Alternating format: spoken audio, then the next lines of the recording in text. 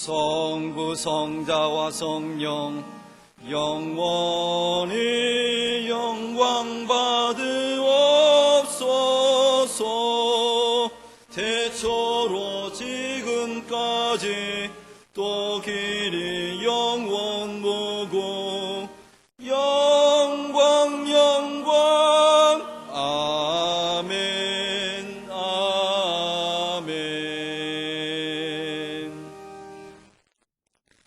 주 여호와의 신이 내게 임하셨으니 이는 여호와께서 내게 기름을 부으사 가난한 자에게 아름다운 소식을 전하게 하려 하심이라.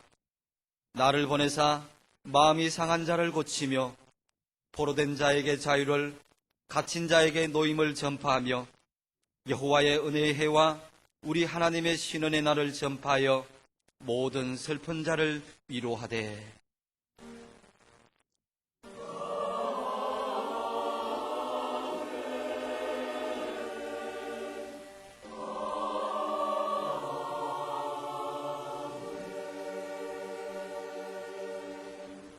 시간 하나님께서 우리에게 주시는 구약의 말씀은 시편 51편 6절에서 11절 말씀입니다. 제가 가진 성경 838쪽입니다.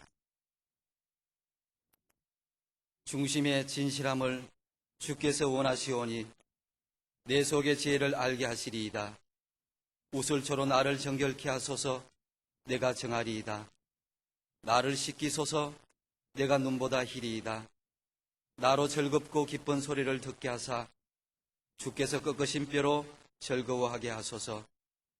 주의 얼굴을 내 죄에서 돌이키시고 내 모든 죄악을 도말하소서.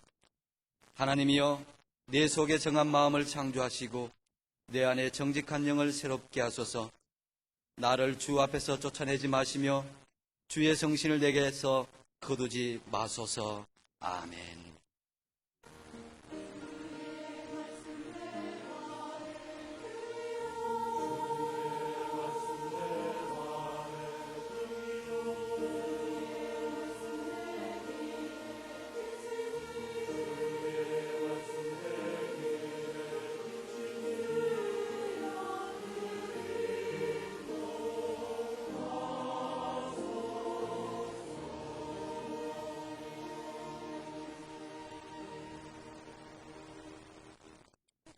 하나님께서 우리에게 주시는 신약의 말씀은 데살로니가전서 4장 7절 8절 말씀입니다.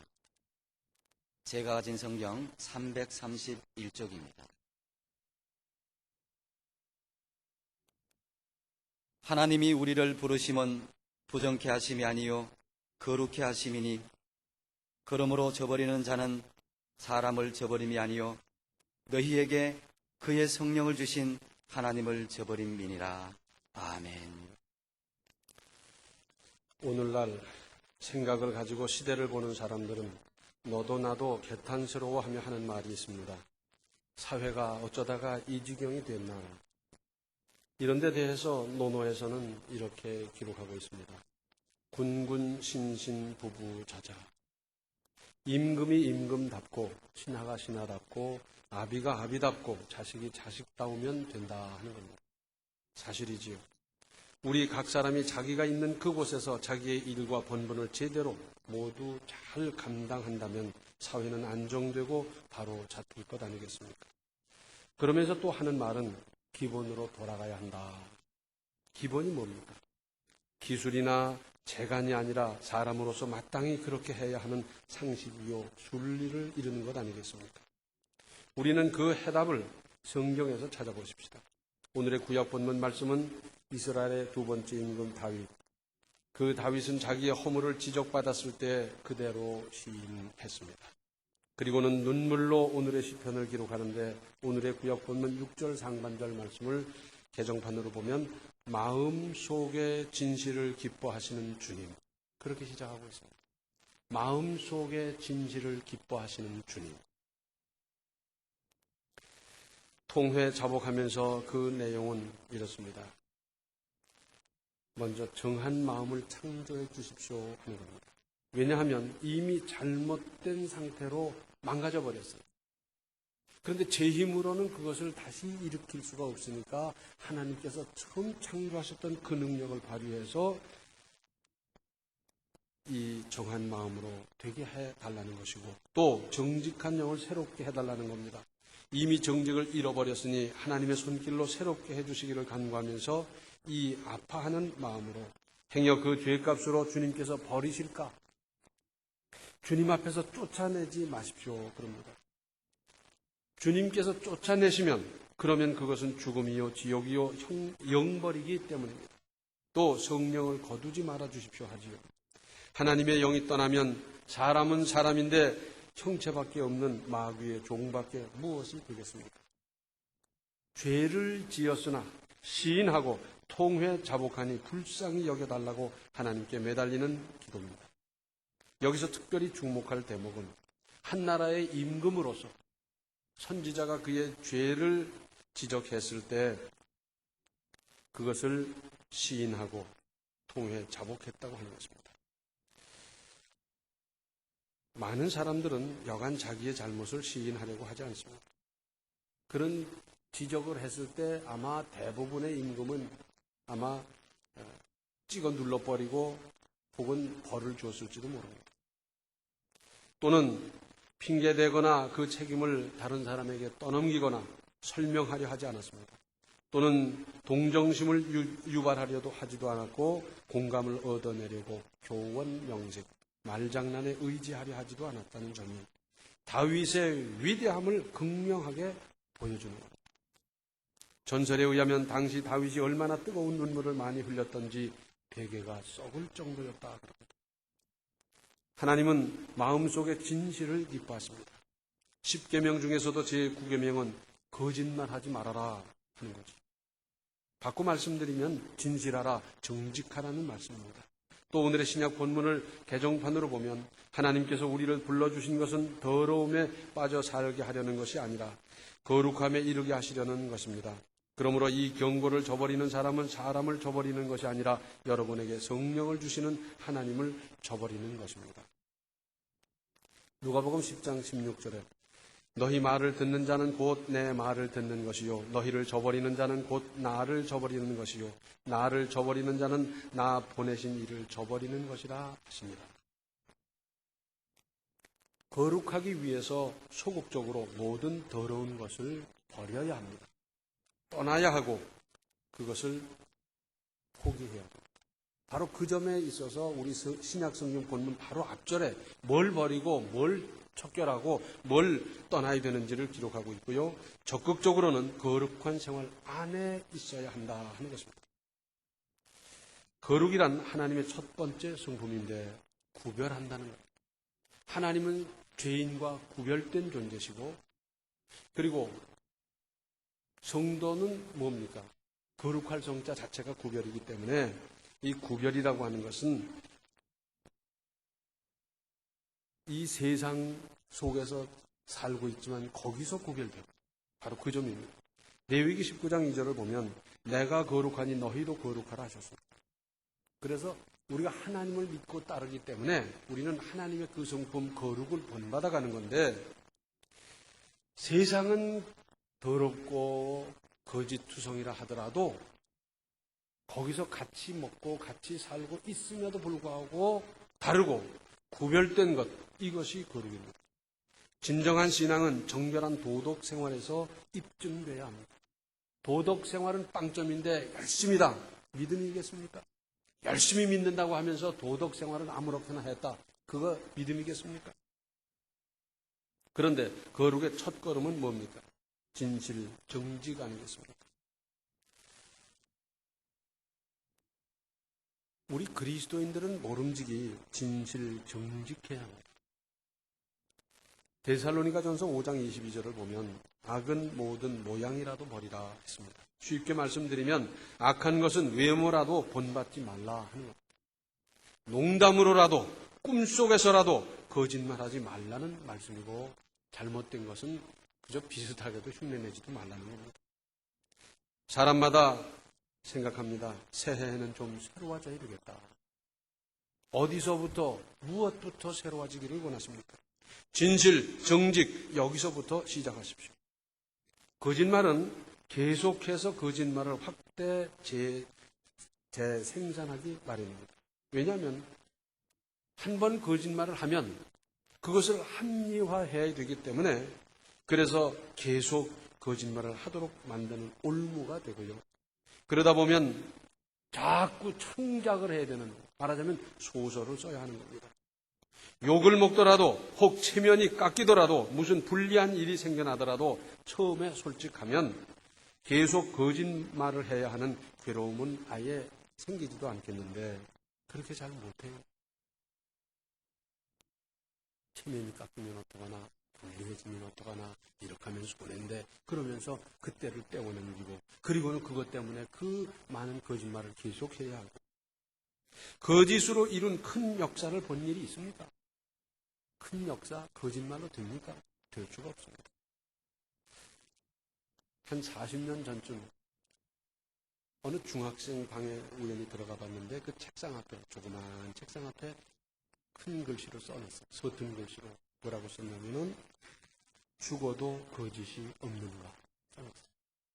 제가 깜짝 놀랐습니다. 그리고 그 말을 지금도 잊을 수가 없어요. 어떻게 하든지 좀 바르고 아름답고 정직하고 진실하게 살기를 힘쓰느라고 그걸 써붙인 거 아니겠어요? 그리고 그것을 하루에도 몇 번씩 보면서 스스로를 진실하도록 다짐하는 것 아니겠어요? 죽어도 거짓이 없는 것. 그 전에 우리 교회에서 심호하다가 호주 가서 오래 있고 그리고 지금은 대구 와서 심호하는 이흥주 목사님. 호주에서 살 때 이런저런 얘기하다가 그런 얘기를 나눈 일이 있습니다. 호주 사람들은 상당히 정직하다 그래요. 아주 정직하대요. 그래서 한 번은 물어봤더랍니다. 당신들은 어쩌면 그렇게 정직하냐. 그랬더니 대답이 나오는데 거짓말은 반드시 드러나게 마련이고 그렇게 되면 얼마나 큰 손해가 따르는데 왜 거짓말을 해야 하냐. 그래요. 거짓말 드러나죠? 숨겨집니까? 언젠가 드러나요. 그리고 그 드러난 것으로 말미암아 얼마나 큰 손해가 따릅니까? 합병증이, 후유증이 굉장히 따르는데 그 손해 날 짓을 왜 하느냐는 거예요. 사실은 인생을 길게 보는 사람은 거짓말 할 수도 없는 겁니다. 다 드러날 거니까. 그것으로 말미암아 굉장한 손해가 따르게 돼 있는데 어떻게 거짓말하면서 살겠습니까? 그런데 거짓말에는 대가가 따르게 돼 있습니다. 방금 말씀드린 대로 드러나게 돼 있고 거기에 따르는 불신, 거기에 따르는 후유증 얼마나 많은지 모릅니다. 어렵게라도 진실하면 여기에도 그 많은 대가가 있는 법입니다. 그 사람 그렇게 하면 손해보는데 그런데도 진실하더라. 그 사람 그렇게 하면 불리해지는데 그런데도 진실하더라. 그러면 그 사람 진실하지. 그 사람 믿을 수 있는 사람. 그렇게 되는 것 아니겠어요? 신뢰는 돈을 주고 살 수가 없어요. 한번 잃어버린 신뢰를 회복하는데 10배의 노력 가지고도 어렵지 않습니까? 도산 안창호 선생이 주장한 중요한 것들이 있습니다. 당시 독립운동을 하는데 어떻게 해야 될까? 사람마다 생각이 달랐어요. 그래서 독립군을 조직해서 독립군으로 말미암아 일제를 물리치고 독립을 해야 된다. 그러는 사람들도 있었고 또는 폭탄을 터뜨려서 한 번씩 깜짝깜짝 놀라게 하는 수도 있었는데 그래서 독립이 되겠습니까? 도산 안창호 선생은 힘을 길러야 독립할 수 있는데 그것은 결국 교육에 달렸다는 것. 그래서 인재를 키우고 학문을 배우고 그래서 그들이 시대를 이끌어가도록 만들어야 결국은 우리는 독립을 할 수 있고 독립을 유지할 수 있겠다. 그러면서 학교를 세우고 그러면서 계몽운동을 하고 그랬더랬어요. 그러면서 그는 가는 곳마다 정직과 근면과 청결을 가르쳤습니다. 특별히 1910년 전후로 해서 우리나라 사람들이 미국으로 이민을 많이 갔습니다. 노동자로 갔죠. 그 사람들은 미국에 가서 참 노예 같은 취급을 받았습니다. 뭐 농장 저 구석에 판잣집도 아닌 것 같은 이상한 걸 쳐놓고 거기서 그냥 뭐 노예 생활 못지않게 지독히 고생을 했더랬어요. 그런데 그런 곳을 안창호 선생님이 찾아가 봤더니 사람들이 어떻게 거짓말을 잘 하는지. 그러니까 주인이 믿어주질 않는 거예요. 요리 거짓말, 조리 거짓말, 거짓말. 거기다가 얼마나 나태한지. 주인 없으면 농땡이 부리고. 그래서 원래 약속했던 일당이 얼마인데 월급이 얼마인데 그거 깎아버리는 거예요. 깎아도 할 말이 없어요. 우리 열심히 일합시다. 여기까지 와서 주인한테도 인정받고 월급도 제대로 일당도 제대로 받으면서 우리 좀 열심히 일합시다. 또 하나는 가보니까 이건 말이 아닌 것이 아무 데서나 변을 보는데 뭐 그것 때문에 파리가 왱왱거리고 사람 사는 게 아니에요. 청결하게 지냅시다. 한 군데서 일 봅시다. 그러면서 직접 가서 팔솜에 걷어붙이고 자기가 직접 인분을 그저 손으로 만져가면서 화장실, 그땐 뒷간이죠, 뒷간. 뒷간 청소를 해주고 돈을 벌고 그랬습니다. 정직과 근면과 청결을 다른 말로 하면 결국 거룩 아니겠습니까? 선진국이 뭡니까? 뭘 선진국이라 그럽니까?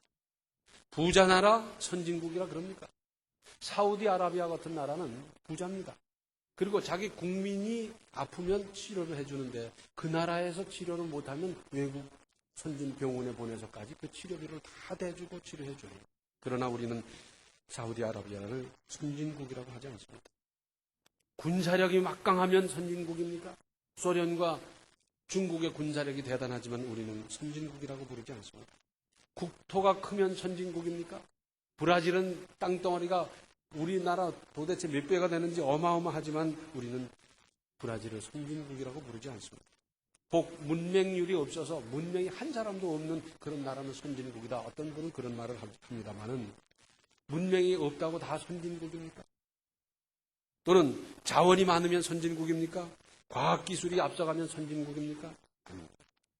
그 사회, 그 나라가 얼마나 정직한가 하는 데서부터 시작합니다. 물론 사람 사는 동네인데 100% 흠도 티도 없이 정직하고 깔끔한 사회나 그런 나라가 있겠습니까? 결국은 퍼센텐지의 문제입니다. 어떤 세상을 가도 정직하고 진실한 사람은 1%라도 있어요.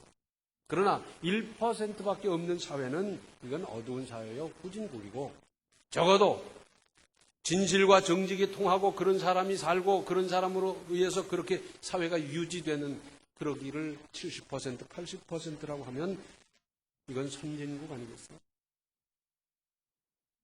미국에서 닉슨 대통령이 임기 도중에 낙마했습니다. 왜 그랬습니까? 상대방 선거대책본부에 도청장치를 해놓고 도청을 했어요. 그런데 도청한 것도 잘못이지만 그보다 더 큰 잘못은 몰랐다는 거예요. 모를 이가 없는데 몰랐다고 거짓말한 것으로 말미암아 그는 대통령을 중도에 그만둬야 했습니다. 대통령을 중도에 끌어내리는 것은 거짓말 때문이었어요.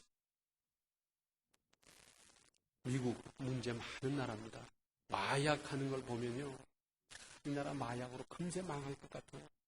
중학생, 고등학생이 마약을 하지 않았나, 뭐 별별 사람 다 마약하라고요. 마약 중독자 치료하는 감호소 같은 데는 차고 넘치고요. 나라 당장 망할 것 같고, 총기를 소지하고 있다가 대낮에도 총기 사건이 나고 교전이 벌어지는 이런 나라, 이게 나라인가 싶고 그렇지만 그 나라가 그래도 유지되는 것은 도덕성이 살아있기 때문입니다.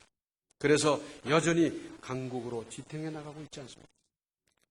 무능한 것은 연마하면 될 수 있고 게으른 것은 다그치면 부지런해질 수 있는데 거짓말 잘하는 병은 고치기가 그렇게 간단하지 않습니다. 뼈를 깎는 무서운 결단과 실천 의지가 계속돼야 합니다. 한 번쯤 결심 누가 못합니까? 한 번쯤 실천 누가 못합니까? 끝까지 실천해서 진실한 사람, 정직한 사람, 믿을 만한 사람, 그래야 되지 않겠어요? 사람이 진실을 의심받기 시작하면 사실은 그 인생은 끝나는 것이나 다름없습니다. 믿지 못할 사람, 거짓말쟁이, 끝난 거 아니에요? 지금까지 쌓아온 대단한 업적이나 굉장한 기술도 무슨 재능도 별의별 거 다 부인되네요. 약속을 2번만 어겨보세요. 그러면 그 다음에 신뢰가 갑니다.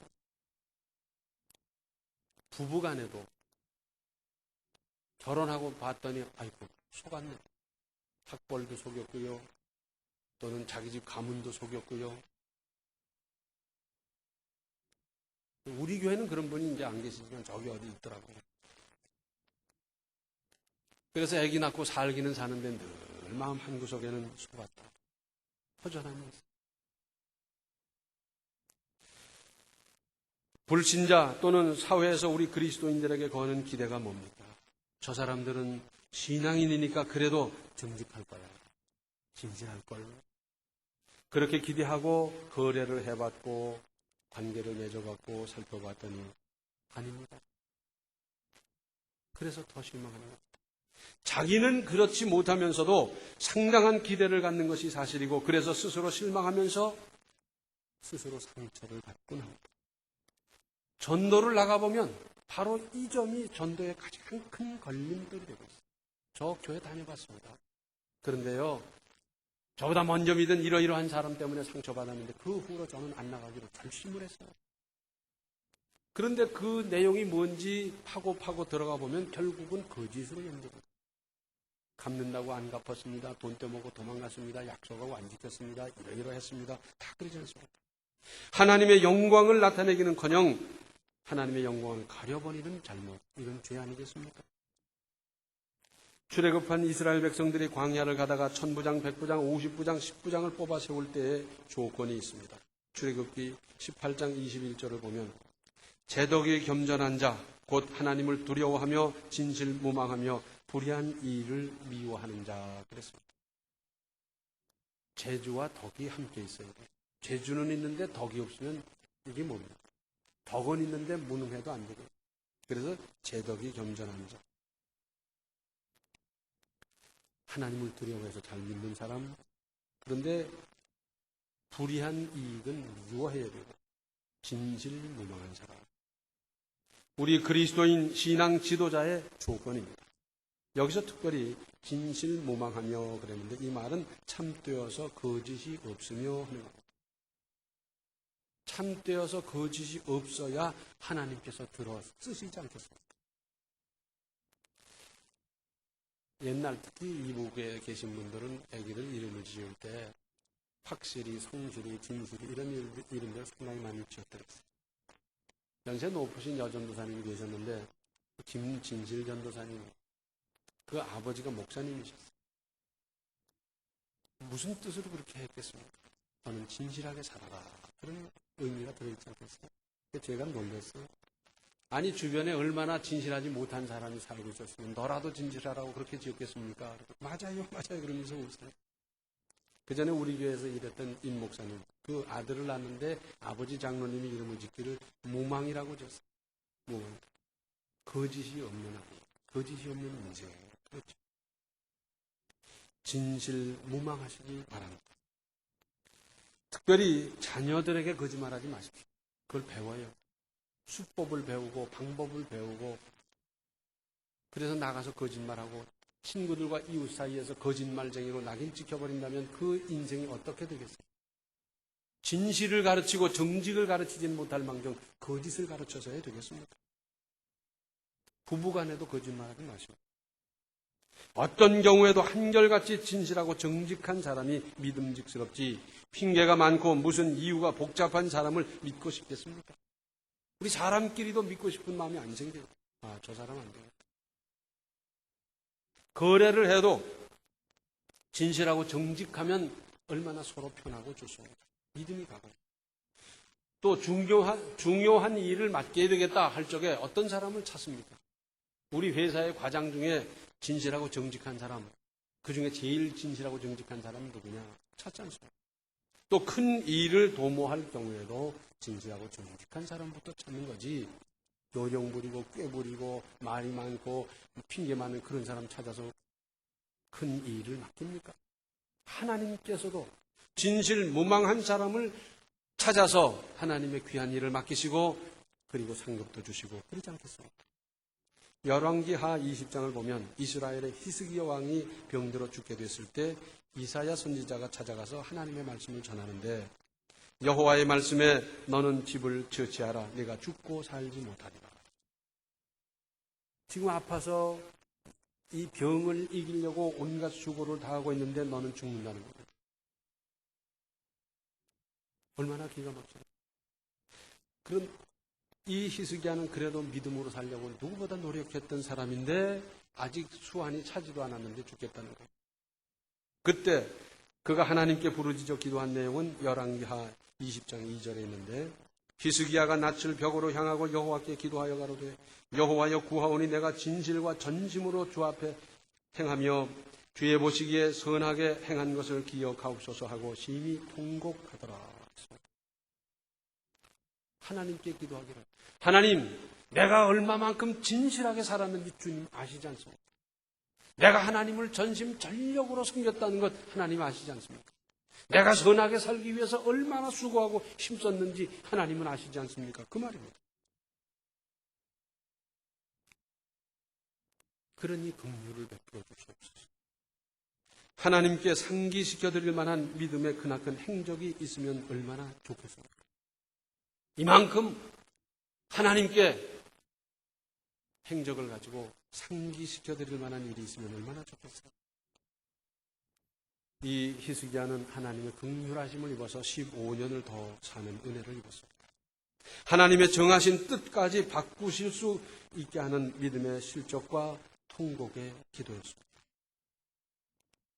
우리 모두 이런 것들을 적어도 몇 가지씩 가지고 있으면 얼마나 좋겠어요.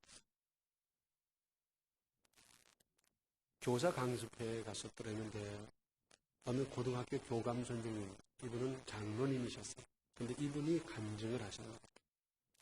저는 하나님 앞에 뭐 잘한 건 내세울 것 없습니다. 그냥 열심히 믿었지 내세울 것 그것도 없습니다. 굳이 찾아보는 한 가지 있는데, 그것은 제가 교회학교 교사를 40년 동안 지금도 하고 있습니다. 지금까지 40년을 하고 있는데 한 번도 결석하거나 지각한 일 없이 그 일에 힘썼습니다. 그래서 하나님께 가면 저는 이렇게 말씀드릴 거예요. 저 하나님 잘한 거 없고요. 뭐 내세울 것도 없는데 저 40년 동안 지각 안 하고 결석 안 하고 이거 하나 좀 봐주십시오. 그래서 다른 것도 좀 탕감해 주시고. 이분은 그렇게 하느라고 뭐 친척 결혼식이라든지 누구 회갑이라든지 뭐라든지 이걸 못 갔어요. 처음에는 오해도 많이 받고 욕도 많이 먹고 그랬는데 나중엔 아예 그 사람 못 오는 사람으로 치지도회가 됐고요. 좌관 그 40년 동안 바람이 불든지 비가 오든지 어떤 형편에서든지 40년 꼬박 했다는 거예요. 우리도 뭐 좀 이런 거 있어야 되지 않겠어요? 그래서 하나님 제 이러한 점은 좀 살펴주십시오. 제가 이만큼 어려운데 제가 이런 거 주님 아시지 않습니까? 이렇게 좀 상기시켜드릴 만한 일을, 실적을, 업적을 만들어 가시기 바랍니다. 우리 그리스도인 한 사람 한 사람이 정직하면 우리 교회가 정직한 교회가 될 것이고, 나아가서 우리 사회가, 나라가 정직한 사회, 나라가 되지 않겠습니까? 또 사회는, 세상은 뒤범벅이 되든지 거짓말로 뭐 풀칠을 했든지 어떻게 됐든지 그리스도인 하나님의 자녀된 나만큼은 그래도 정직하게 진실하게 살자. 그래야 되지 않겠습니까? 내가 하나님의 자녀 되기 위해서 예수 그리스도께서 십자가에 못 박혀 죽으심으로 이런 권세를 얻었는데 하나님의 자녀 된 사람으로서 거짓되게 살 수 없지 않는가. 이 긍지는 가져야 되지 않겠습니까? 하나님의 자녀가 시시하게 거짓말이나 하고 여기 가서 거짓말 저기 가서 거짓말하고 그렇게 살아야 되겠습니까? 정직한 영을 새롭게 하여 새해를 진실 무망하게 건설해 가시기 바랍니다. 기도하시겠습니다. 은혜로우신 아버지 하나님, 돌이켜보면 저희들 참 진실하고 정직하게 살지 못했음을 고백하지 않을 수가 없습니다. 이제 금년이야말로 저희들이 진실하고 정직하게 살게 하시고 다윗이 시인하고 인정하여 참으로 뼈아프게 회개했던 것과 같은 그 회개가 우리의 회개가 되게 하여 주시고, 한 번쯤 결심하는 것이 아니라 남은 인생 전체를 정직하고 진실하게 건설해가는 우리의 삶이 되게 하여 주시옵소서. 그래서 사람의 신뢰를 받고 하나님의 인정을 받고 이새의 아들 다윗을 만나니 내 마음에 합한 자라 하셨던 주님, 우리 한 사람 한 사람에게 이 칭호를 붙일 수 있는 그 믿음의 인생을 살아가게 하여 주시옵소서. 예수님의 이름 받들어 간절히 기도하옵나이다. 아멘. 새해는 바르고 깨끗한 신앙생활이 되도록 힘쓰십시오. 지금은 생명의 주 예수 그리스도의 은혜와 하나님 우리 아버지의 극진하신 사랑과 성령의 감화, 감동, 충만, 교통하시며 진실 무망하게 금년을 살기로 작정하는 모든 성도들 머리 위에 이제로부터 영원토록 함께 계시기를 간절히 축원하옵나이다. 아멘.